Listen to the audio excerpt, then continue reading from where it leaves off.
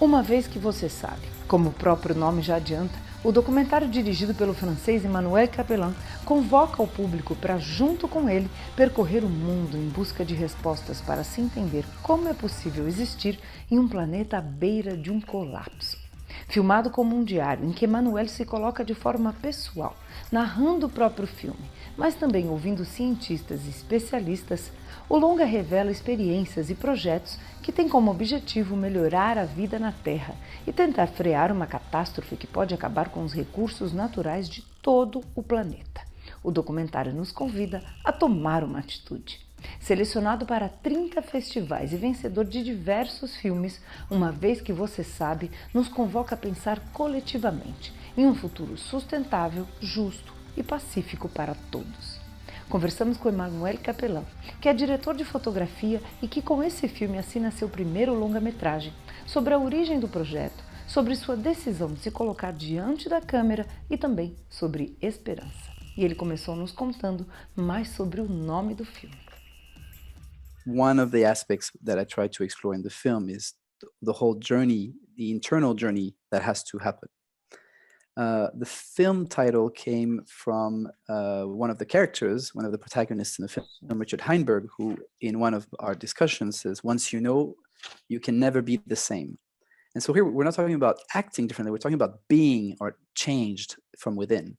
And so here I'm talking to someone who is one of the first people in North America who was talking about the problem of energy depletion and all of the different consequences of that on an energy dependent society.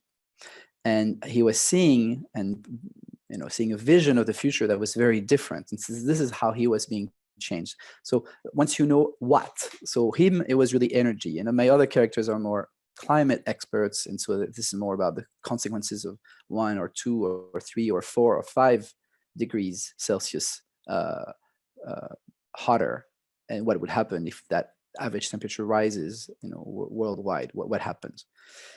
There's so many facts out there and alternative facts that is very difficult if you don't have the education to learn how to look for facts and primary sources and to not get caught up in all the noise that's out there in the world. And so it's really going back from knowledge, rational mind, to the emotions that they create. I really like the fact that you put your process in the film, in the narrative. So you get closer to us. How did you came up with this idea, and how did you decide, should I put myself in, or it was since the beginning? How was this? Here I should mention someone very important for the film, who is Anne-Marie Sangla. Anne-Marie was the chief editor, but she's also, I consider her to be really a collaborator in the directing and the making of the film, because we've had so many endless discussions on the different editing choices and storytelling choices. And I was lucky to have worked with her on another project of French photographer and director Yann Arthus Bertrand. We're working on a film called Human together. And so I started exchanging really early on, which is a real privilege in the process, in the creative process, with her about my choices of characters and how I would set up the discussions and such. And so really early on, she saw me working, progressively towards having all the material, the footage for the film. And she is the person who, together with a few other people, who said, you need to put yourself in the picture. You need to turn the camera around, which I really didn't want to do for different reasons. Privacy. I didn't want to put myself out there. I have to say that this is my first film as a director. I've been assistant director on other projects, but otherwise, I made my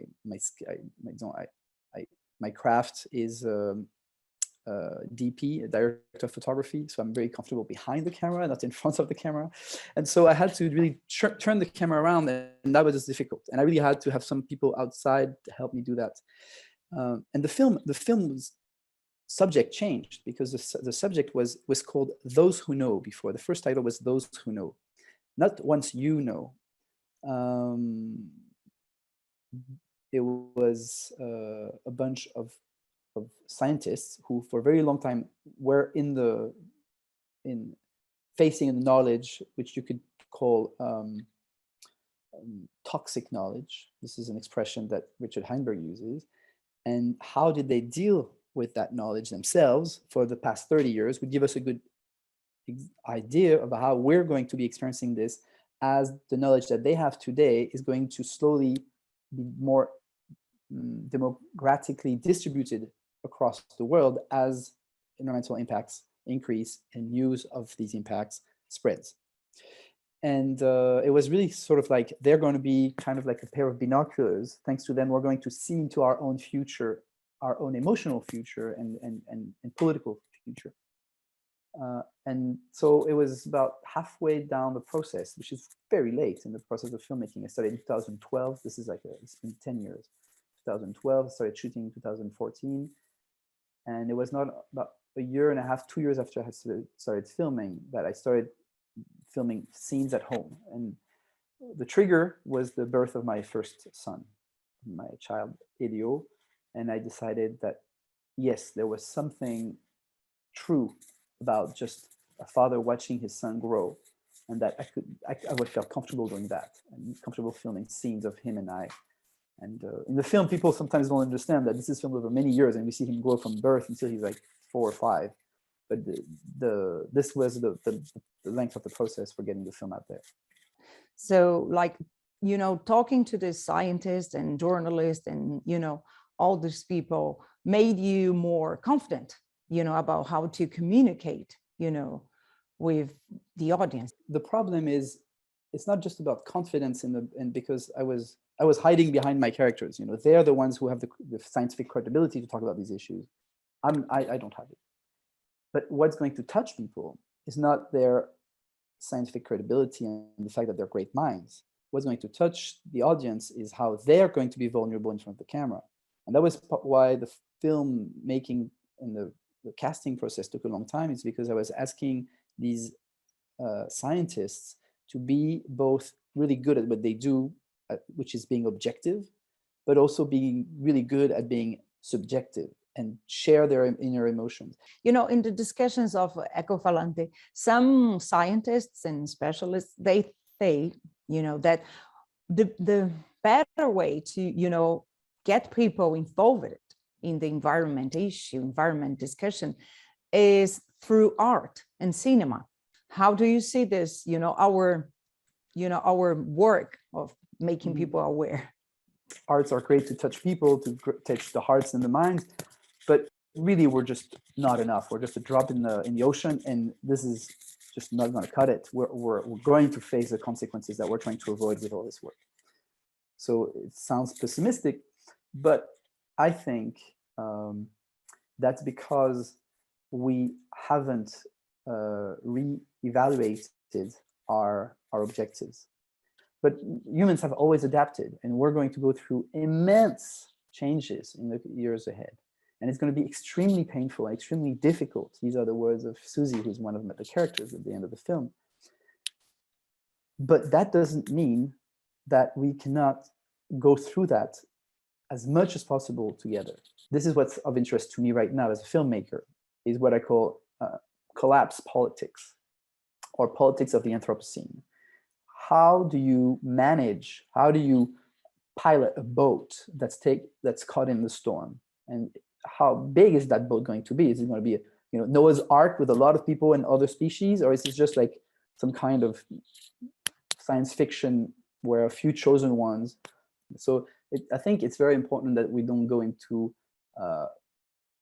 from collapse awareness, which is what we're talking about right now, to apocalypticism, which is, we're all going to die and the world is fucked. We really have to be able to see gray areas and not all or nothing or black and white thinking, because yes, energy is going to be less and less accessible, and that's going to make everything more difficult. But we have faced adversity in the past, and we have prevailed. Except the we is that's the question is, who is the we going to include? And I think this is going to be fascinating 20, 30 years ahead of us, because we're going to really have to reevaluate a lot of things. I think the pandemic has started to do that a little bit, a little crack in our minds. How did you feel, you like the film outside the film, like, the environment, the society? How do you feel? And in which terms pandemic, influences your future works, I think the pandemic, as we were saying earlier, is one of the symptoms of the way we have developed. So the pandemics, for me, is really sort of a little poke, a very small, gentle poke at this feeling of all-powerfulness that we have, and saying, maybe not. And that's just, and maybe that's the little crack in the mind I was talking about, this doubt that maybe we're not too big to fail. Maybe we could fail as a collective, as a industrialized global society. At the end of the day, like your film is really, not pessimistic, but I think it's realistic, I would say. But at the end, there's this hope, but hope is not only theoretically hope. I think we need to take action.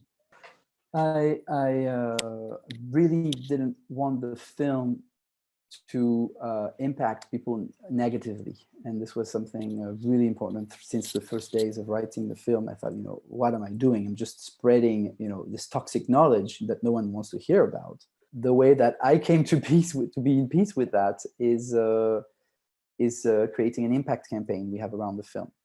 And because we really didn't want to penalize part of the public, we created this impact campaign. So it's called Roots of Resilience. And we're bringing all of the best initiatives that are happening out there into this website.